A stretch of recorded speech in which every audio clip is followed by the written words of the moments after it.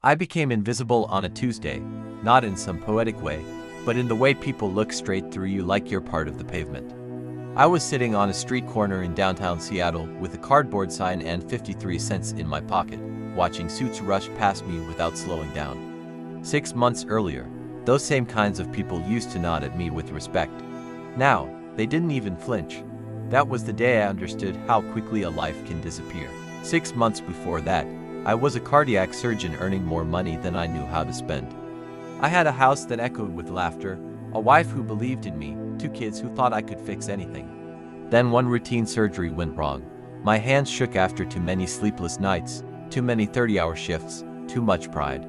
A woman named Jennifer Martinez died on my operating table, and no explanation in the world could bring her back. The lawsuit came fast and brutal. My savings vanished, my house was sold, my marriage collapsed under the weight of grief and blame. But losing things wasn't the worst part. Losing my name was. I wasn't a surgeon anymore. I was the doctor who killed someone, a cautionary story whispered in hospital hallways. When they revoked my medical license, I didn't fight it. I agreed with them more than they knew. I drank to forget the sound of a flatline and the look on her family's faces. I drank until the money ran out and the walls of my apartment felt closer every night. When I finally ended up on the street, it felt less like a fall and more like a confirmation of what I already believed about myself. Worthless, finished, invisible. Living homeless teaches you things success never does. You learn how silence sounds when no one cares if you exist. You learn which doorways block the wind and which shelters are safer than others. At night, I slept in a shelter packed far beyond capacity, surrounded by men whose pain hung in the air heavier than the smell. Every face carried a story of loss, and slowly I realized none of us had started out here. On those streets, we saw each other even when the world refused to. We shared food, warnings, and small kindnesses that felt enormous in the dark. I met veterans haunted by wars that never left them, kids abandoned by families, men broken by a single bad year. Their lives didn't scare me, they humbled me. I had walked past people like them my whole life without ever truly seeing them. There was a kid named Tommy at the shelter. 19 years old, kicked out when his family found out who he loved. He'd been coughing for weeks, the kind of cough that rattles deep in the chest and steals breath at night. Everyone assumed it was nothing, because when you're homeless, being sick is expected. But I couldn't ignore it. I had spent years training my ears to hear danger, and that sound terrified me. One morning, I asked if I could listen to his chest. He laughed like I was joking, but he let me.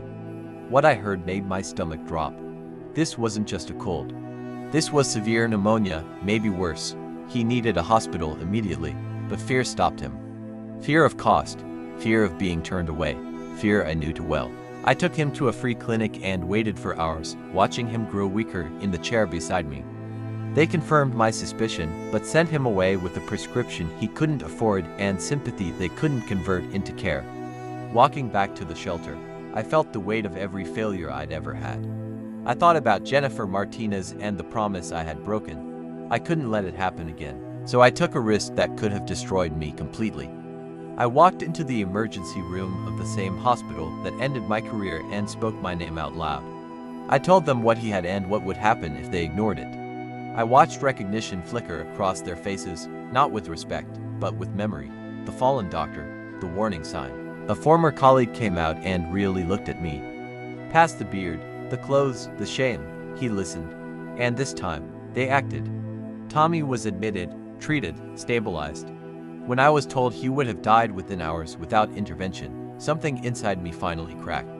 I cried in that waiting room like a man who had been holding his breath for years. The next day, I was offered a chance I didn't deserve but desperately needed. I couldn't operate anymore, but I could still help. I could diagnose, coordinate, and advocate for people the system ignored. I was terrified of failing again, terrified of hurting someone else, but I was more afraid of doing nothing. The clinic we opened was small and underfunded, but it was alive. I treated infections, caught diseases early, listened to stories no one else wanted to hear. People trusted me because I had slept where they slept and felt what they felt. This wasn't a fall from grace, this was where grace found me. Years later, I still visit the grave of the woman whose death shattered my life. I tell her I'm sorry, and I tell her about the lives saved because I finally learned humility. I still volunteer at the shelter, because I never want to forget how thin the line is between comfort and the streets. I lost everything I thought defined me, my career, my reputation, my old life. But I found something better in the ruins: purpose, compassion, the understanding that redemption doesn't come from being perfect, but from refusing to look away when someone else is drowning. I once believed I was invincible, then I believed I was nothing. Now I know the truth is darker and more hopeful than both. A single mistake can ruin you, but it can also remake you if you choose to become someone better in the aftermath.